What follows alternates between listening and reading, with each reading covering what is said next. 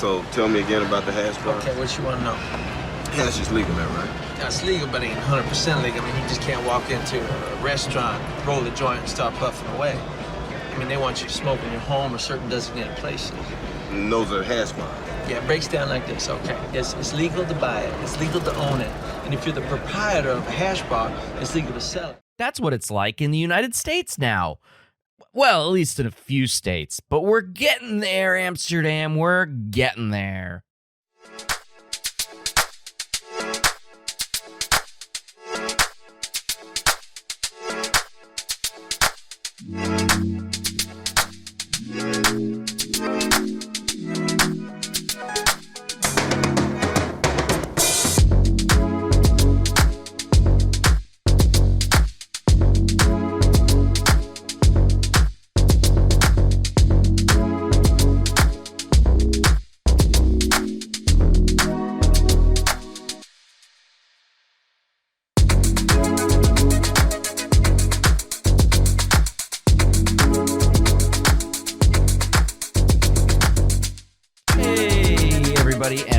To the Cinema Psych Podcast, the podcast where psychology meets film. I am your host, Dr. Alex Swan, and in today's episode, there's going to be a little bit of a different stuff going on. A little bit of a different stuff. I don't even know what I'm saying sometimes. So, a little bit different kind of episode that you're going to hear in a little bit. It was recorded in a hotel room with my guest host, because we were in the same place at the same time, so we're gonna sound different. It's gonna sound just like kind of weird and muted, and maybe there's gonna be some bleed with the audio, so I apologize for that in advance. The movie that my guest host and I are talking about in this episode was one that has been talked about a lot from this one guy, from my guest host, Jason Spiegelman. We'll talk about him again in a little bit once we get to that audio. I'm recording this intro bit in the, or I should say after it's been about a month actually since that episode has been recorded, and it's going to come out in a couple of days from my recording of this intro. So the movie that he has wanted to do for a long time, and I finally said yes because we were in the same place at the same time, was and is Pulp Fiction. That's the one we're going to do. The last time Jason was on, we did another Quentin Tarantino film. We did Inglourious Basterds the last time he was on. This time we're going to do Pulp Fiction. There's a lot less psych content specific in this episode. We kind of just talked about what we liked and disliked, and maybe went a little bit more philosophical with the discussion of the movie. Not a typical episode. Of course, it was recorded in a non-typical fashion. We put very little prep into this. I was just like, let's record it, Jason. We're in the same place at the same time. Let's record it. And he obliged. So that is what you were going to hear after the little beats that I got. And it's going to sound a little bit different from what you normally hear in this nice, crisp audio that I can get when I'm at home. All right, Pulp Fiction. Pulp Fiction. Pulp Fiction came out in 1994, as I said, a Quentin Tarantino film, probably one of his most beloved of his, 9 or so films that he's written and directed. Of course, he wrote this one with Roger Avary. And this film, if you are not familiar, where have you been? But if you aren't, okay, that's fine. Just to remind you all, Quentin Tarantino wrote and directed. He also has a bit role in one of the vignettes. But the main characters that we focus on in various parts of this movie are the big four, is what I call the big four. We've got John Travolta, plays Vincent Vega. Uma Thurman plays Mia Wallace. Samuel L. Jackson plays Jules Winfield. And Bruce Willis, plays Butch Coolidge. Now, there's a bunch of other people in this movie that you have seen before. Like I said, Quentin Tarantino is there. We've got Tim Roth. We've got Amanda Plummer. We've got Laura Lovelace, Phil Lamar, Frank Whaley, Ving Rhames, Rosanna Arquette, Eric Stoltz. So good. And lots of other little bit parts here. It's such a great cast. Now, the movie itself is a bit hard to follow the first time, but what you see is a series of vignettes that you could watch in chronological order if you wanted to, kind of the way that they work. But in all respects, you've got two hitmen, a boxer, a gangster and his wife, and a pair of diner bandits, that all intertwine into this narrative. Now, IMDb says tales of violence and redemption. Not a lot of good outcomes for quite a few of these people. Some good outcomes for some of these people, but not all of them. Spoiler alert here now, almost 20 years later. John Travolta's character, Vincent Vega, does not make it. Okay, so and Frank Whaley's Brett doesn't make it either. Look at the big brain on Brett. Oh yeah, it's not Brad, it's Brett. He is credited as Brett. I will die on this hill. I know that Samuel L. Jackson says it with like a trailing off voice, but it is the big brain on Brett. Okay, big brain on Brett. I should have that on a shirt. Big brain on Brett. I'm going to play that. That scene is going to be in this. So again, apologies for all the F words. I normally bleep them out, but it's a Quentin Tarantino movie. There are a lot of F words. So this is going to get marked explicit, and YouTube is not going to be a fan of all of the swearing, but that's okay. Most people listen to the podcast through like Spotify and Apple and all that stuff, so I'm not too worried about it. But yeah, there we go. So let's jump into this unorthodox episode with Jason Spiegelman. All right, so my guest host today is Jason Spiegelman, and he's been on the show before. This is his, I think his fifth time. Jason, remind everyone where you work, what you do. I do as little as possible, but if I had to say what I was working at, I work at the Community College of Baltimore County, where I have been for coming up on 20 years as a full-time associate professor of psychology. Nice. Okay. And what class do you normally teach? I am an expert in Introduction to Psych. That's my bread and butter course, but I teach a lot of other undergraduate psych courses, abnormal, developmental, social. Just taught my first section of health psychology, actually. So pretty much whatever we need. If I'm down, I'll teach it. Nice. Okay. So let's tell the listener where we're at and what we're doing, because this is going to be quite different of a show that I've done previously.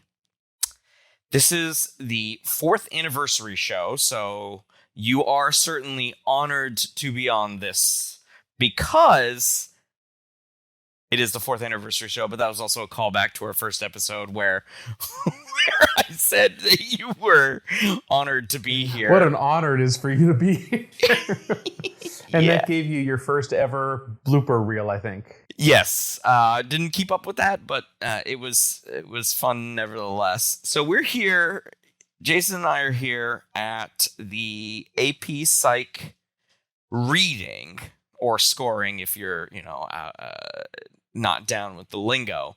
This is where AP Psych teachers and instructors of college level Psych 101 all converge onto a single location and score all of the AP Psych tests, the free response questions, because we're not out here grading multiple choice questions. We're just grading student writing. So that's what we're here. We're here in Tampa. We're live. We're actually in the same room, which is different from everything that I've done previously.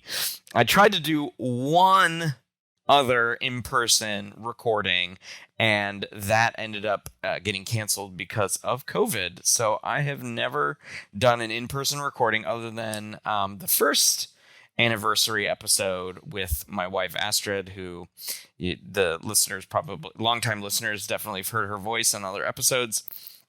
So Jason, we're here. We did very little prep on this. I'm gonna tell the listener here that this is going to be quite a different episode, and it's fine. I like the fact that the episode as an anniversary episode is a little bit different. Make it different. Change up the format every once in a while. So we're here. And this is just the second day. So Jason, how's your day going? I am having a good time. We're for those who don't know what the AP reading is, Alex just described it, but it is much worse than it sounds. You are assigned to one FRQ, free response question or essay, and unless they change the story after 3 or 4 days, you read the same essay over and over and over again for the better part of 7 days. So by the time you get to the end of the reading, you've read the same answers hundreds and hundreds, maybe more than 1,000 times. So it gets a little bit, it gets a little long in the tooth. But we're only on the second day, and AP fatigue has not set in quite yet. Still enjoying being here as of right now. Yeah, same. And we've got our evenings free to do whatever we'd like. So we chose one of these evenings to sit down and record an episode. And so you probably heard before this section of the episode started a little bit of background about the movie that we're talking about, and in nice, crisp Alex, because that was recorded afterward. See, I'm already talking about the future Alex recording something that you've heard as past Alex. This is weird stuff, but that's how audio production goes. McFly. Exactly. So we're talking Pulp Fiction, another Tarantino film.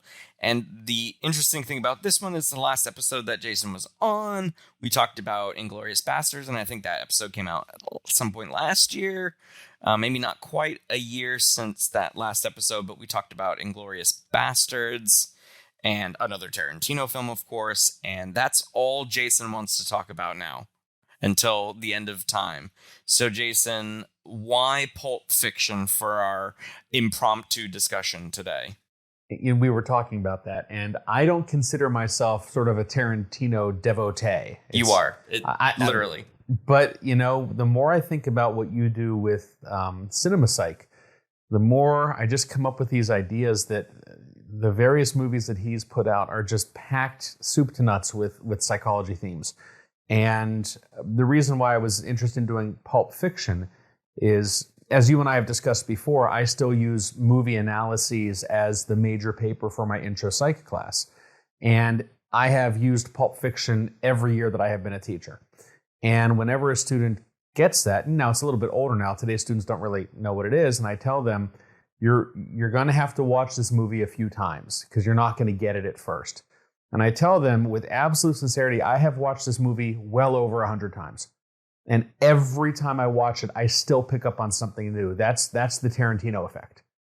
And 100. Yeah.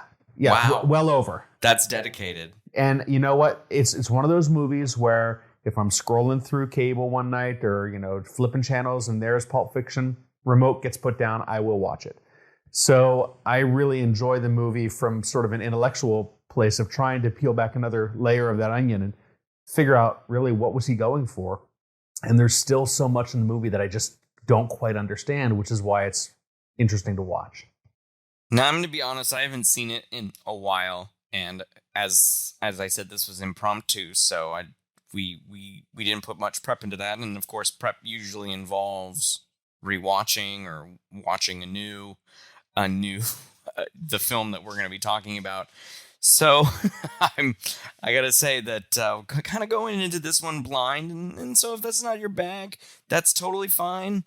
We're just gonna have fun here for a little while. It's probably gonna be a shorter episode than normal, which might be a nice change. Yeah, we might hit less of it and less of the psychology and more just talking about the film. Yeah. Rather than this theory, that theory, but we'll see where we go. Indeed. So let's jump into the movie itself, let's maybe give a little bit more, since you've seen it more than me, Jason, and I've probably seen it a handful of times. Most recently, probably a decade ago, but be that as it may, give the listener a little breakdown maybe of the plot or the vignettes that carry the story, so we can draw from those vignettes. So any of your listeners who know Tarantino know that one of his favorite methods is to go out of chronological order. Right. He's going to give you different chapters, but he's going to scramble them up and leave you to figure out sort of how they're supposed to go together. And he does the same thing in Pulp Fiction. We start with the diner scene. Honey Bunny, right? Tim Roth and Amanda Plummer. Everybody be cool. This is a robbery, right?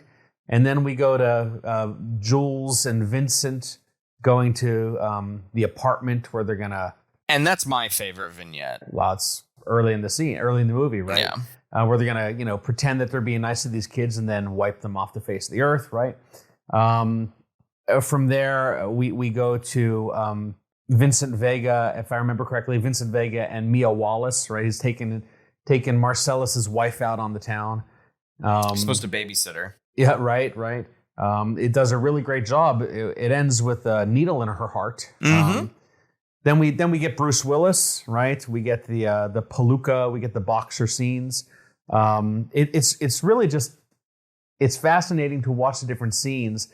And then the last scene is sort of the epilogue to the diner scene, the Honey Bunny scene, where now we see Vincent Vega and Jules back in the diner wearing these ridiculous clothing because they got doused in blood earlier. Right. And that's the end of the movie, but you don't realize that that's not even close to the end of the chronology of the story. So it's a mind job where you have to go back and figure out what goes where.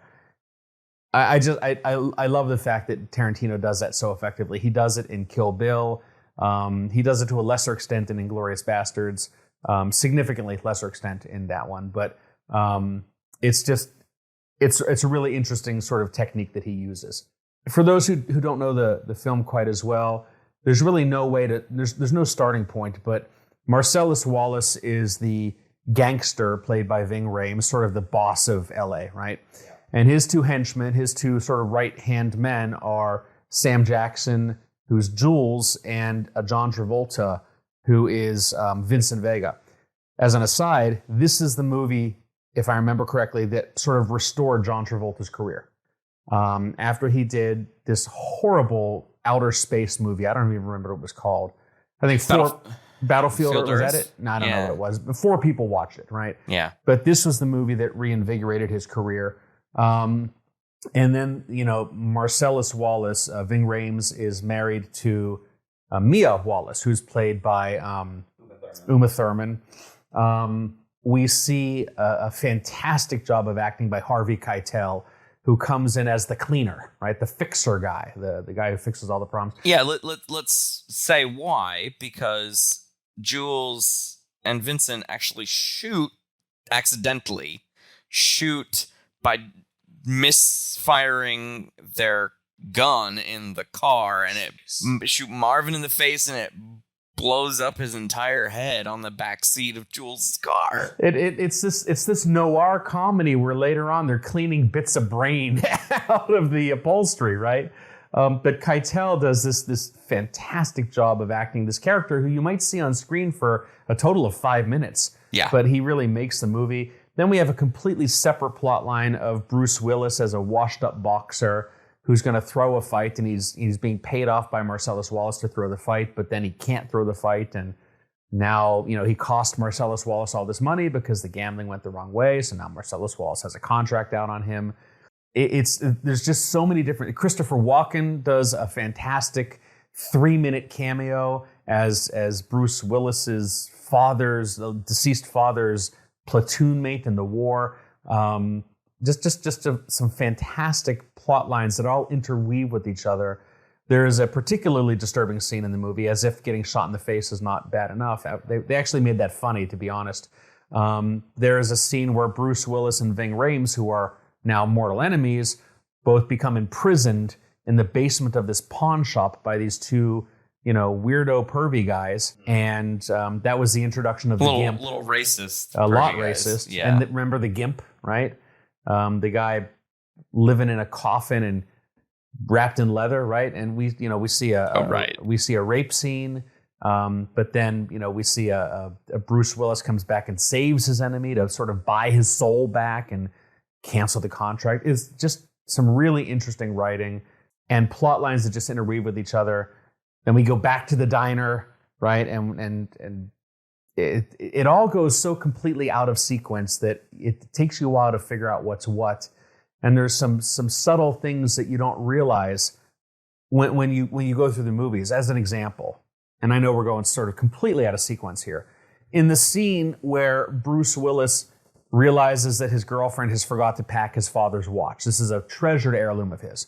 Mm-hmm. And he says, I got to go get my father's watch. And she says, aren't the bad men looking for you? His girlfriend, Fabienne, right? And he says, well, I don't care. I got to go back to my apartment to get my watch. I know they're looking for me, but I'll be okay. And he goes into the apartment, and we find that Vincent Vega is there waiting to kill him. But Vincent Vega is on the toilet, and he left his gun on the oven. So Bruce Willis gets the gun, mows him down. You think to yourself, why is Vincent Vega there by himself, right? Why isn't Jules with him? But now you remember, if you go in the chronology of the movie rather than the out-of-scene sequence, in the previous scene, Jules retired. He found Jesus, right? And he said, I'm hanging it up, I'm done. Mm-hmm. And Vincent doesn't believe him. He says, you're not done. You're gonna stay in the game. But then he is there doing Marcellus Wallace's bidding without Jules with him, right? People often say, how did Vincent not hear when Bruce Willis's character came in, when Butch came into the apartment? And there's a really good answer to that. Vincent thought it was Marcellus. Because remember, Butch runs over Marcellus carrying donuts back to his apartment. So all of these things are very subtle until you watch the movie many, many times and sort of see how everything interweaves with each other. And the brilliance of the movie, in the way they make disturbing scenes interesting and funny, some of them funny, is why I'm really attracted to talking about this movie. All right, so I think I'm going to start jumping into the psych here, since you gave such a great overview, Jason. And I want to start with the character of Jules. I'm reading a article from Psychology Now, and I'll link that in the show notes. Symbolism, Meaning, and Nihilism in Quentin Tarantino's Pulp Fiction. And one of the things that fascinated me about this movie is not only the idea of nihilism, but the character of Jules and his arc in the movie. And none of these people have an amazing amount of screen time. I guess you would consider the main actors to be John Travolta and Uma Thurman. They probably got the top billing for this movie. But so in the opening sequence, after the prologue of the diner, we're with and this is my favorite scene. We're with Jules and Vincent, and they are going to hang out with Brett and Marvin and a couple of one other dude, I think, or two other dudes, something like that. And they have a briefcase of Marcellus Wallace that is owned by Marcellus. And they're going to collect him. And, of course, it's got some of the best dialogue that is repeated over and over and over again. That is a tasty burger. That is a tasty burger. Do they speak English in what? I'm probably going to include that scene in here, interspersed with what we're saying. Say what again, Mother Blanker? I dare you. I double dare you. Say what one again. More time. What does Marcellus Wallace look like? What? What country you from? What? What ain't no country I ever heard of? They speak English in what? What? English, motherfucker! Do you speak it? Yes. Then you know what I'm saying. Yes. Describe what Marcellus Wallace looks like. What? Say what again? Say what again? I dare you. I double dare you, motherfucker. Say what one more goddamn time. He's black. Go on. He's bald. Does he look like a bitch? What? Does he look like a bitch? Then why you try to fuck him like a bitch, Brett? I didn't. Yes, you did. Yes, you did, Brett. You tried to fuck him. And Marcellus Wallace don't like to be fucked by anybody except Mrs. Wallace. You read the Bible, Brett? Yes. Well, there's this passage I got memorized. Sort of fits this occasion. Ezekiel 25:17. The path of the righteous man is beset on all sides by the iniquities of the selfish and the tyranny of evil men. Blessed is he who in the name of charity and goodwill shepherds the weak through the valley of darkness, for he is truly his brother's keeper and the finder of lost children. And I will strike down upon thee with great vengeance and furious anger those who attempt to poison and destroy my brothers. And you will know my name is the Lord when I lay my vengeance upon thee. And he starts, and this is where you see his character really blossom into what he ends up doing as he goes through the rest of the chronological bits of the movie. Is he's a very religious man, which is always fun to see in movies where the religious character is actually like the really violent person because they think they're righteous in some way, you know. But he quotes the Old Testament, "I will strike down upon thee with great vengeance and furious anger." I think it's Ezekiel, I think is what he's quoting from. I don't remember. The book of Ezekiel. And he shoots Brett. Brett dies, and his name is Brett, not Brad. The big brain is on Brett. Check out the big brain on Brett. And Marvin jumps out and he's trying to shoot them, and he misses. No, it's not Marvin. It's not the, Marvin. It's the white guy. It's the white guy who jumps out from the bathroom, shoots at Vincent, shoots at Jules, misses all of them, puts a lot of bullets in the wall. Terrible shot. Terrible shot. He's as bad as a stormtrooper. Right. A stormtrooper from the original trilogy. Right. Because remember, the clones were pretty good. Yeah, well, they're clones. And so he immediately thinks that this was divine intervention. And there's a lot of great stuff on the psychology of religion and why people make choices, and those choices reflecting the hand of God or some unseeable force that is guiding their lives. Kind of like, I don't know, I kind of feel like as a non-religious person, that this spiritual or divine is like playing chess or something like that, moving pieces around a board. And so later in the movie, he quote unquote retires. And we fast forward to near the end of the movie where they're at the diner and Jules is not flinching, and Honey is pointing the gun on top of the table directly at Jules's face. And he's cool as a cucumber. Doesn't move. He doesn't move because, as you said, Jason, he thinks that God is protecting him at this point.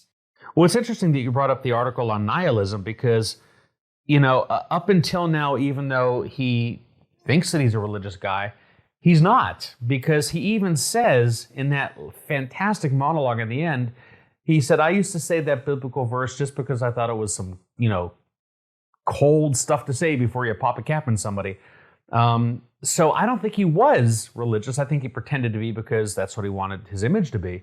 He was nihilistic. He's like, nothing means anything. But then he had this moment. Divine intervention. Yeah, and he's discovered spirituality. Which is right after he quotes, it is Ezekiel 25:17. Right. So he quotes this biblical verse. Now he thinks God has stepped down and touched him, right? He discovers Jesus, right? And now I'm going to give up the life. And he went from nihilistic to, I guess, reborn, found, whatever the opposite of nihilistic is. But it's an interesting journey that takes a matter of like 8 seconds. And then, of course, they shoot Marvin in the face. And it's important to say that they accidentally shoot Marvin in the face because they were bringing Marvin. Vincent shot Marvin in the face. Right. Accidentally. It's important to note that. He just poor Marvin. His brains ended up on the back of that. They did. But if you watch the movie, and if you watch nothing else in this movie, you're a fool. But if you only watch one scene, go to the second diner scene, which is near the end of the movie, and watch the interactions between Tim Roth and Amanda Plummer and Sam Jackson. John Travolta's there, but he's sort of secondary to the action at that moment. And you see some extraordinary acting. And as Alex said, he's got this hand cannon pointed at his head, and his blood pressure doesn't even go above 120/80. And he knows in that moment, I don't care what happens, I'm protected. God's got my back, I got an angel on my shoulder. And there's irony there. This guy who's made a living killing people and busting out kneecaps thinks he has God on his shoulder. Maybe he does. Who knows? What's in the case? My boss's dirty laundry. Your boss makes you do his laundry? When he wants it clean. Sounds like a shit job. Funny, I was thinking the same thing. Open it. Afraid I can't do that. I didn't hear you. Yes, you did. What's going on? Looks like we got a vigilante in our midst. Shoot him in the face. I hate to shatter your ego, but this ain't the first time I've had a gun pointed at me. You don't take your fucking hand off that case, it'll be your last. Stop causing problems. You'll get us all killed. Give them what you got and get them out of here. Shut the fuck up, fat man. This ain't none of your goddamn business. Be cool, honey bunny, be cool. No problem, I got it under control. Now, I'm gonna count to 3. If you don't open that case, I'm gonna unload in your fucking face. We clear? 1, 2, 3. Okay, Ringo. You win. It's yours.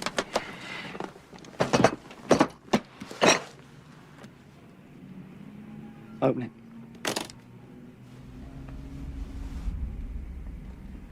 Wait, what is it? What is it? Is that what I think it is? Mm-hmm. It's beautiful. God damn it, what is it? You let him go! You let him go! Let go of it! Tell that bitch to be cool. I'm gonna kill you! Say, bitch, be cool. Be cool, honey. Say, bitch, be cool. Tell that fucking bitch to chill. Be cool, honey. Chill that fucking bitch out. Chill out, honey bunny. Chill. Just chill out, honey bunny. All right, now tell her it's gonna be all right. It's gonna be all right. Promise her. I promise. Tell her to chill. Just chill out, honey bunny. All right, now tell me your name. Yolanda. All right, now, Yolanda. We're not gonna do anything stupid, are we? Don't you hurt him. Nobody's gonna hurt anybody. We're all gonna be like 3 little Fonzies here. And what's Fonzie like? Come on, Yolanda, what's Fonzie like? Cool. What? Cool. Correctamundo. And that's what we're gonna be. We're gonna be cool. Now, Ringo, I'm gonna count to 3. And when I count 3, I want you to let go your gun, put your palms flat on the table, and sit your ass down. But when you do it cool. You ready? 1, 2, 3.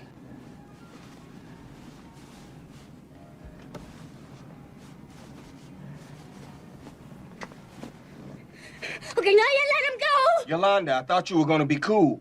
Now, when you yell at me, it makes me nervous. And when I get nervous, I get scared. And when motherfuckers get scared, that's when motherfuckers accidentally get shot. Just know, you hurt him. You die. Well, that seems to be the situation. But I don't want that. And you don't want that. And Ringo here definitely doesn't want that. So let's see what we can do. Now, here's the situation. Normally, both your asses would be dead as fucking fried chicken. But you happen to pull this shit while I'm in a transitional period, and I don't want to kill you. I want to help you. But I can't give you this case, because it don't belong to me. Besides, I've been through too much shit over this case this morning to just hand it over to your dumb ass. Vincent, be cool! Yolanda, it's cool, baby. It's cool. We still just talking. Come on, point the gun at me. Point the gun at me. There you go. Now, Vincent, you just hang back And don't do a goddamn thing. Tell her we still cool. Still cool, honey bunny. How we doing, baby? I gotta go pee.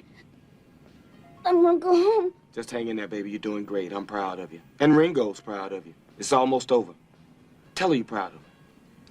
Proud of you, honey bunny. I love you. I love you too, honey bunny. Now, I want you to go in that bag and find my wallet. Which one is it? It's the one that says bad motherfucker.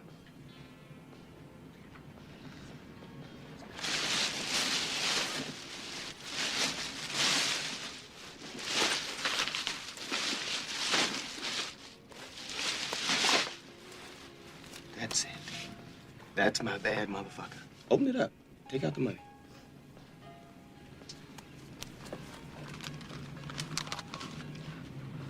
Count it.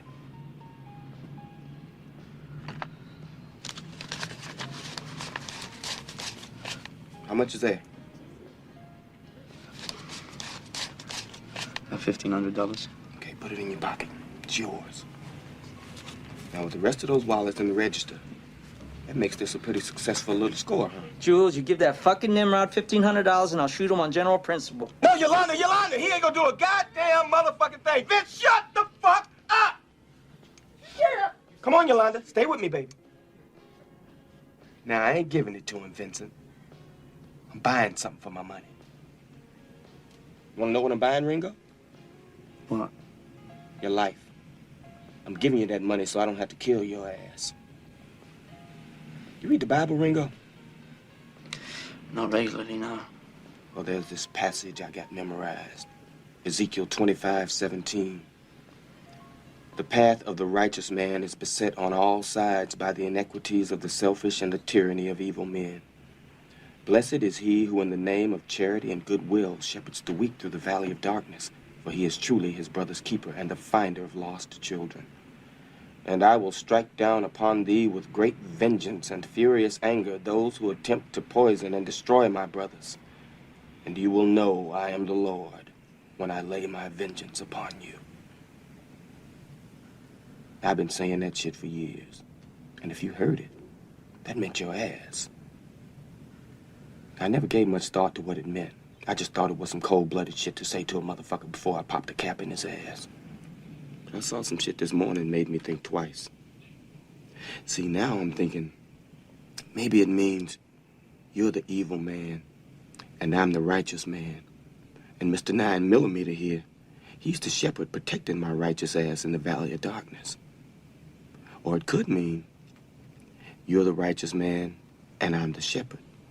And it's the world that's evil and selfish. Now, I'd like that. But that shit ain't the truth. The truth is, you're the weak, and I'm the tyranny of evil men. But I'm trying, Ringo. I'm trying real hard to be the shepherd. The other one that I wanted to bring up, and then I'll let you jump in, Jason, is Mia. And this one would be showing, if this were to be used in any kind of psych context, her addiction. And her addiction so profoundly advanced to cocaine that she just sees a pile of powder and thinks that it's cocaine, and of course needed a fix. What does it end up being? It ends up being powdered heroin, which, you know, if you're not down with the drug scene, everyone, if you've got powdered heroin, you got to melt that down and inject it. Don't ask me how I know that. No, I'm just kidding. I don't know that beyond just watching Requiem for a Dream, to be honest with you. But you got to melt that down and inject it. She's not a heroin addict, so she doesn't know that. Cocaine is much easier to come by, being Marcellus's wife. And so that deep into her drug use, she ends up ODing because that was way too much heroin to inhale. And as you had to do back in the day, is take that EpiPen and stab it directly into a person's heart. It's the 1990s. It wasn't as good as it is now. And they showed her coming immediately back to life. But I can't remember, Jason, does she use again in the movie? No, we don't see her use again. We see her. So for the listener, this is the scene where Marcellus has asked Vincent, his right-hand man, to take Mia, Marcellus's wife, out on the town for the night and entertain her. And when Vincent first gets to the house, she's dusting her nose. And then they go out to dinner to a place called Jackrabbit Slim's, right? Mm-hmm. And she excuses herself from dinner to go powder her nose. And she's in the bathroom snorting some cocaine. And then they get home, and he says he's got to go to the bathroom. And she finds the baggie of heroin in his jacket pocket and then snorts it. But after her overdose, and after they go over to see Eric Stoltz, his character, and Arquette, I forget Arquette's first name. Roxanne Arquette. And they stab her in the heart with, the adrenaline, and she wakes up in a matter of about 100 milliseconds, which does not happen. We only see her appear once more in the movie, and that's after Bruce Willis betrays Marcellus. Mm-hmm. So we don't see her use again. She learns her lesson, in theory. Yeah, we would want to hope so, right? That was in keeping with Jules's maybe character arc. Maybe she feels that was also a path toward divinity.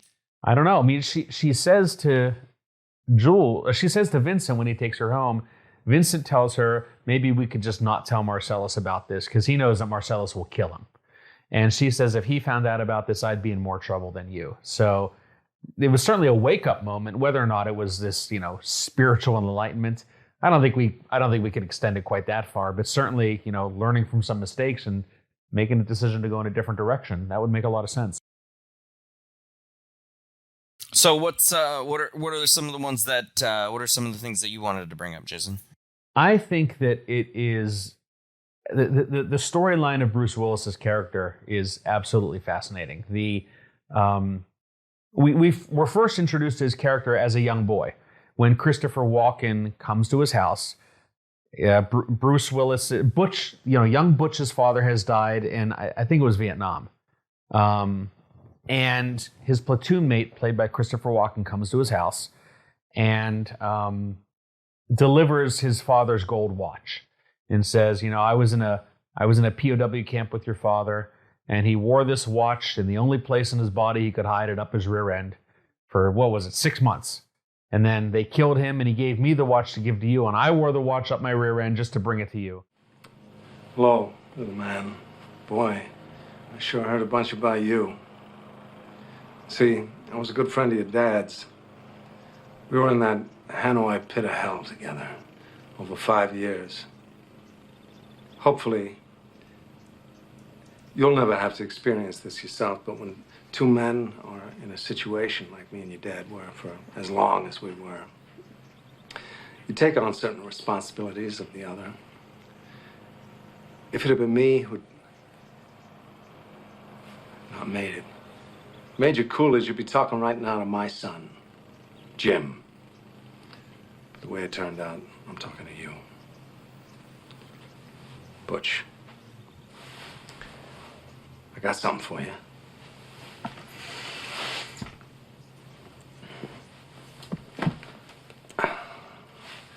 This watch I got here was first purchased by your great-grandfather during the First World War. It was bought in a little general store in Knoxville, Tennessee. Made by the first company to make wristwatches. Up till then, people just carried pocket watches. It was bought by Private Doughboy Orion Coolidge on the day he set sail for Paris. This was your great-grandfather's war watch, and he wore it every day he was in that war. And he'd done his duty, went home to your great-grandmother, took the watch off, put an old coffee can, and in that can it stayed till your granddad, Dane Coolidge, was called upon by his country to go overseas and fight the Germans once again. It's time they called it World War II. great-grandfather gave this watch to your granddad for good luck. Unfortunately, Dane's luck wasn't as good as his old man's. Dane was a Marine, and he was killed, along with all the other Marines at the Battle of Wake Island. Granddad was facing death. He knew it. None of those boys had any illusions about ever leaving that island alive, so 3 days before the Japanese took the island, your granddad asked a gunner on an Air Force transport named Wanaki, man he'd never met before in his life, to deliver to his infant son, who he'd never seen in the flesh, his gold watch.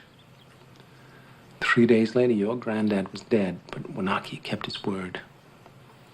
After the war was over, he paid a visit to your grandmother, delivering to your infant father his dad's gold watch. This watch.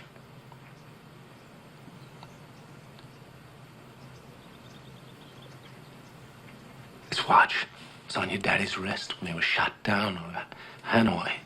He was captured, put in a Vietnamese prison camp. He knew that if the gooks ever saw the watch, it'd be confiscated, taken away. The way your dad looked at it, this watch was your birthright. You'd be damned if any slope's gonna put the greasy yellow hands on his boy's birthright, so he hid it. In one place he knew he could hide something, his ass. 5 long years he wore this watch, up his ass. Then he died of dysentery. He gave me the watch. I hid this uncomfortable hunk of metal up my ass 2 years. Then, after 7 years, I was sent home to my family, and now, little man, I give the watch to you. And then we advance to present day. Butch wakes up from a nightmare. He's going to his boxing match. And he's no more morally, he's not morally superior to anybody else in this movie. He's the boxer who kills a man in the ring. And later on, the Spanish taxi driver says to him, "How do you feel about it?" He says, "I don't feel a tiny bit bad about killing this guy in the ring. He shouldn't have been in the ring." He has this sentimental attachment to this watch, which he knows is likely to get him killed. He's got to go back for the watch. And I find the character to be absolutely fascinating. And yet he has this deep, deep love for Fabienne, his girlfriend, who is sort of vapid. She's an interesting character, but she's kind of ditzy. And yet he's completely devoted to her. Then we see him have this awakening of conscience where he's not going to let Marcellus Wallace stay tied up in this basement, getting sexually accosted by these two hillbillies. And you could make the argument that he goes down there to get himself right with the guy who wants to kill him, or you could make the argument that he knows he's just got to do the right thing, or maybe it's both. But that's another sort of fascinating storyline that is always interesting to watch.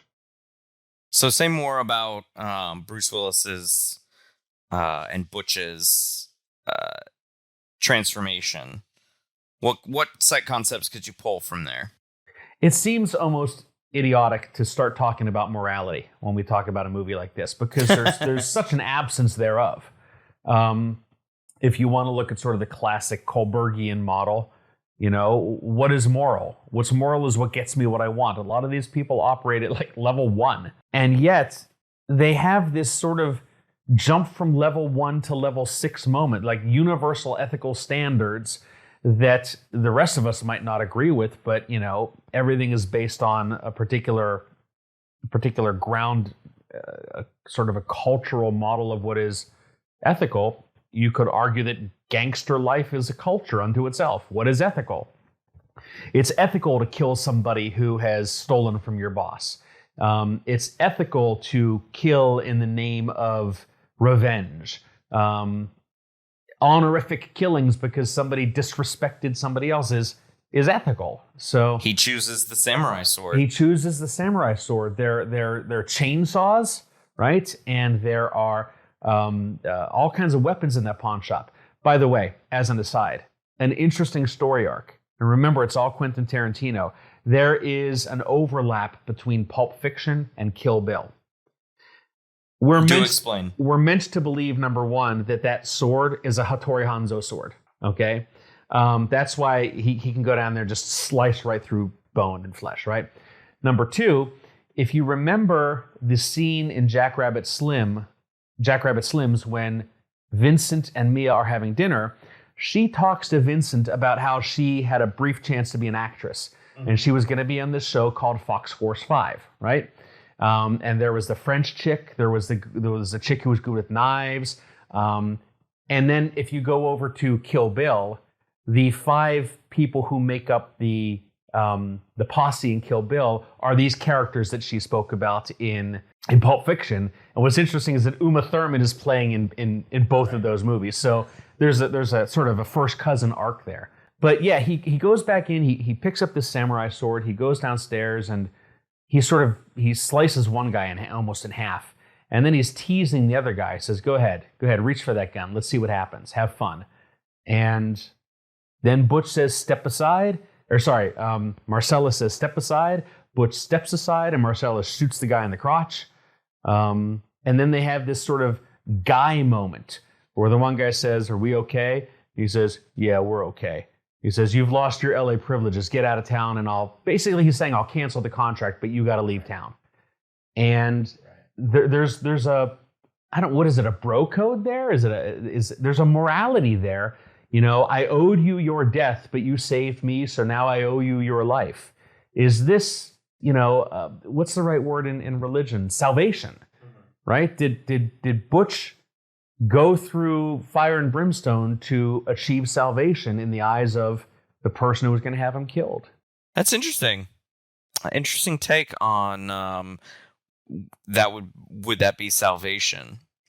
Certainly would for Butch, because he picks up Fabienne, and they get the hell out of town. In fact, he gets back to the hotel. He says, come down here. She says, what about the luggage? He says, forget the luggage. We got to get the hell out of town. Right. On their chopper, right? On Zed's chopper.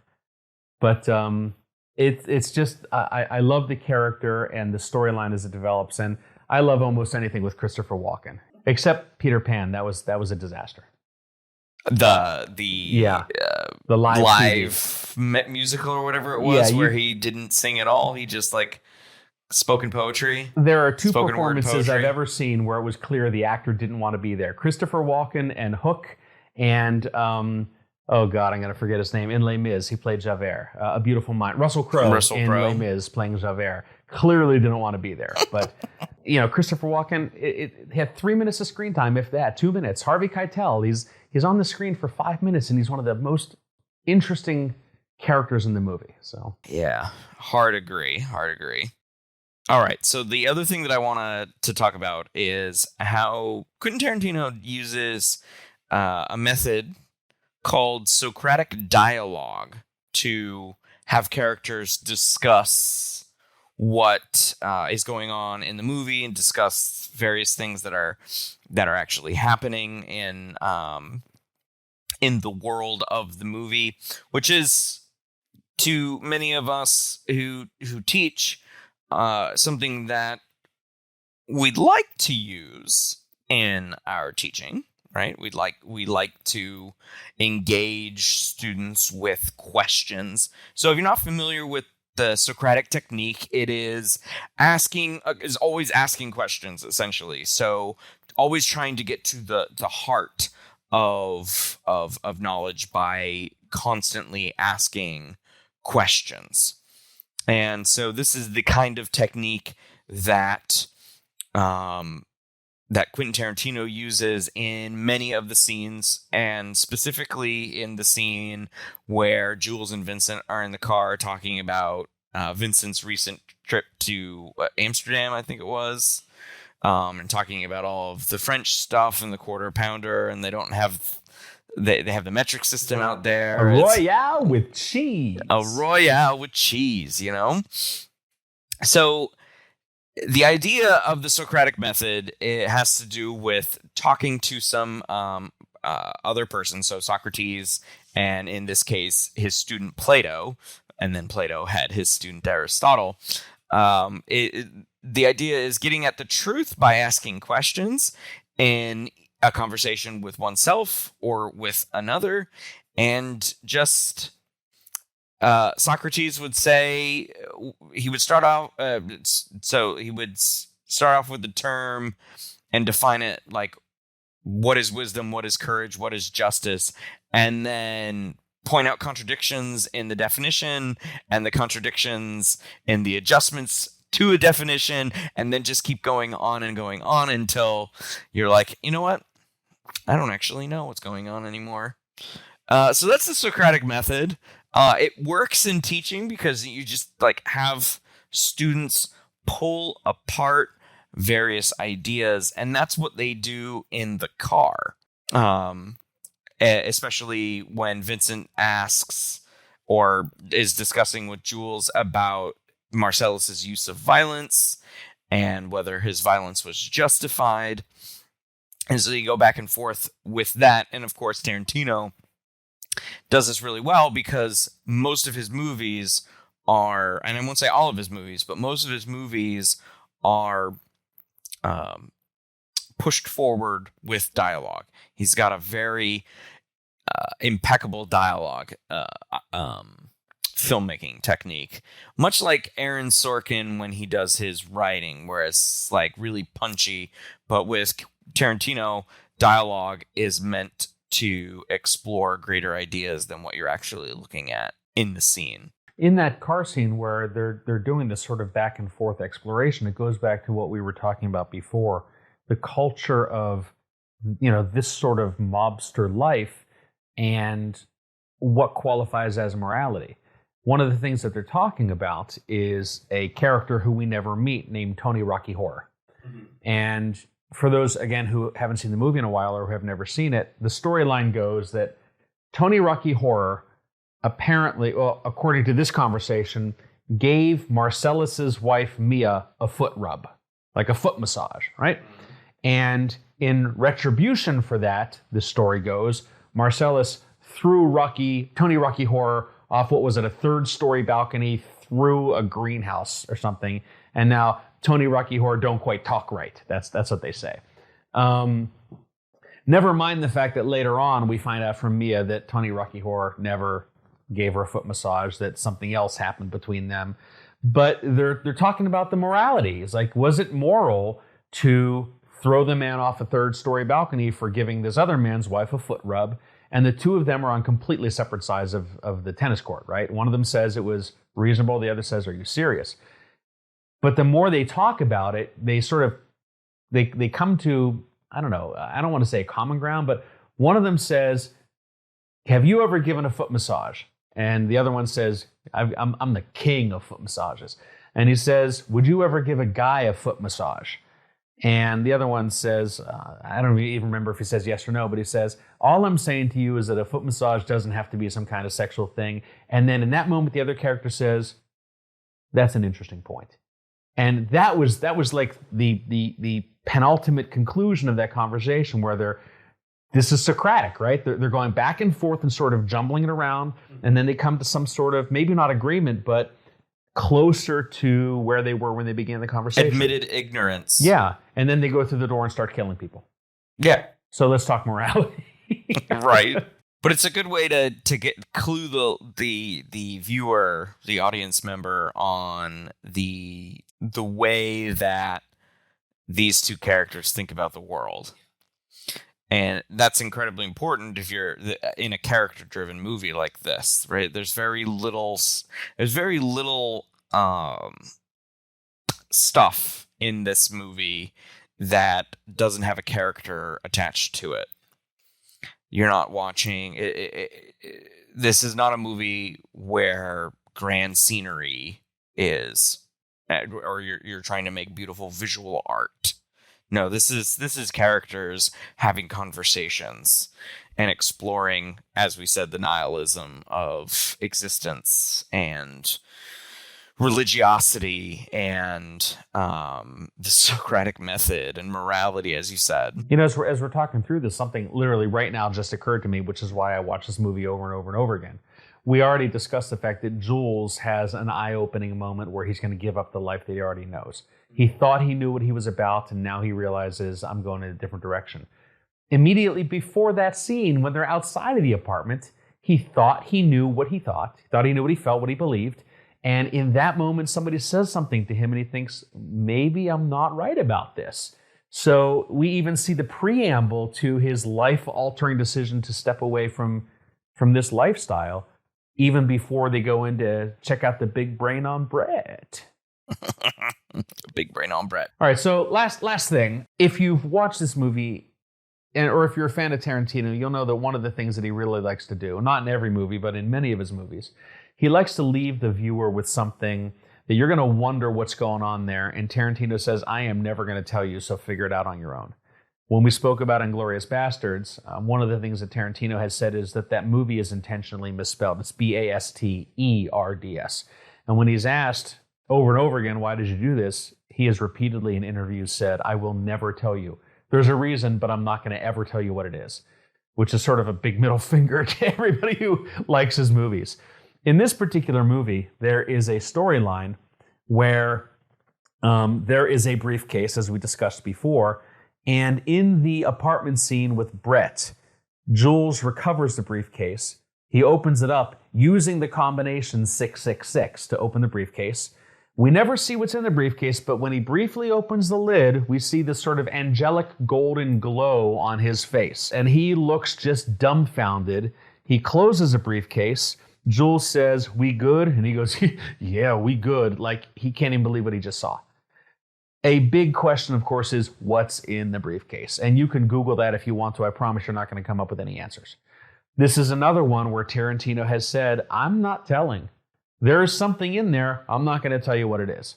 For years, I was under the belief, having read many different commentaries about this, that in the briefcase was meant to be Marcellus Wallace's soul. Because there's a biblical verse, and I cannot quote you the scripture. Apparently, there's a biblical verse that talks about the devil stealing your soul through the back of your head. And in a later scene, we see Marcellus Wallace from behind, and we see a big, thick Band-Aid at the base of his skull right over the back of his neck. The theory, of course, being that the devil stole his soul and he sent his henchmen to go recover it. This makes perfect sense. Until Quentin Tarantino gets on TV and says, yeah, no, that's not it. Now, here's a question. Is he telling us the truth? Or is he just trying to throw us off the scent? I don't know. But he has said repeatedly, I'm never going to tell you all what was in the briefcase. I mean, we only see the briefcase for the first time as the viewer in Brett's apartment. I don't think we see it again, if I remember correctly. But I mean, chronologically for the viewer, we don't know how Brett and his bud got it. So, but we do know that they were working with Marcellus Wallace, because Jules says, you do remember your business partner, Marcellus Wallace. So they were in good with Marcellus, and then apparently they stole this thing from him. Maybe they did, yeah. Who knows? Maybe Brett is the devil. It could be. Well, we just killed the devil, right? Well, Jules did. Yeah, and now he's been saved. Wow. Look at what we're doing here. Yeah, I just completely ad-libbed it. Brought that all together. I brought it all together, y'all. But it's interesting in the way that, you know, the movie is going to leave you to figure it out for yourself. And as movie watchers, we always want resolution at the end of the movie. You're not going to get it here. And another example of that, although not at all related to Quentin Tarantino, is The Life of Pi. Have you seen that one? The tiger on the boat? And at the end, when the guy on the boat is being interviewed by the insurance company, we find out that maybe this whole thing was just an allegory for, there wasn't really a tiger. There was a person on the boat with him, and there wasn't really an island that came to life at night. And if you go research, what was real, you'll find that the makers, the director of The Life of Pi says, no, you figure that out on your own. We're not going to tell you. And whichever interpretation of the movie makes you happy, that's the one that's right. So the same kind of idea that the viewer is left without closure. In the very same way that a lot of the storylines in the movie do not close. We don't know what happens to Jules. We know that Vincent dies. We have no idea where Butch goes or whether Marcellus comes after him. We don't know what happens to Zed. I'm sure he gets killed. But eventually, I would imagine. But just like the storylines don't all resolve, Honey Bunny and her boyfriend walk out of that diner. We don't know what happens to them. So Tarantino leaves us without closure as the viewer as well. So, Jason, what is your most favorite line from the movie? That is a tasty burger. I think that's got to be my favorite line. We got to get the in there because he's chewing on it. He's got it in his mouth. And later on, of course, in the movie, I'm not going to say the whole line here, but when they're in the diner and Honey Bunny and her boyfriend have stolen everybody's wallet, and Tim Roth is going to reach into the bag to get Jules' wallet back out for him, he says, "Which one is it?" And Jules says, "It's the one that says badass mother." I'm not going to say the word. Thank you. BAMF, B-A-M-F, right? Right. And he reaches in and he pulls out the wallet, and sure enough, that's what it says on the wallet. And that's just classic Sam Jackson right there, right? Yes. But I think those are some of the lines that really stick with me, more the comedic lines than anything else. Yes. I wish I knew more people named Brett, because I would use this line, which is my favorite line, and we've said it already in the show, but it is look at the big brain on Brett. That has got to be my favorite line. But I do also love how Sam Jackson delivers Ezekiel. I don't know the full quote, but whenever I'm feeling quite salty, I will just mutter under my breath, "I will strike down upon thee with great vengeance and furious anger." And the way that he just like brings up the furious part is got to be my favorite.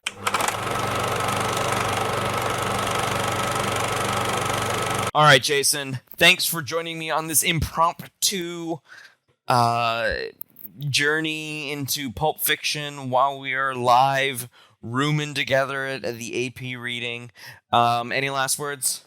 For any of you who don't know anything about the AP reading, if you have even a little bit of interest in doing this, reach out to me or Alex or any one of 100 other people who are here. It's an interesting experience. It's an enjoyable experience for the most part. And we call it week-long sleep-away psych nerd camp. So if you have an interest in doing something like this, let us know and we'll tell you all about it. And, it's hard work, but it's also good fun because you can record podcast episodes.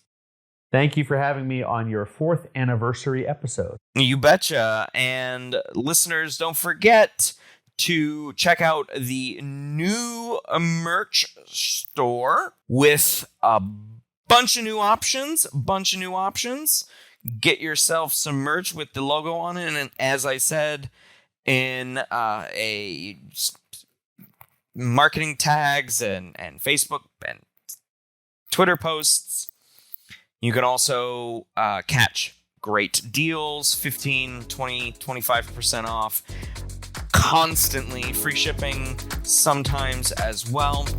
And in addition, there will be some new designs coming up by the end of the summer, so stay tuned for those. And that's going to do it for this episode.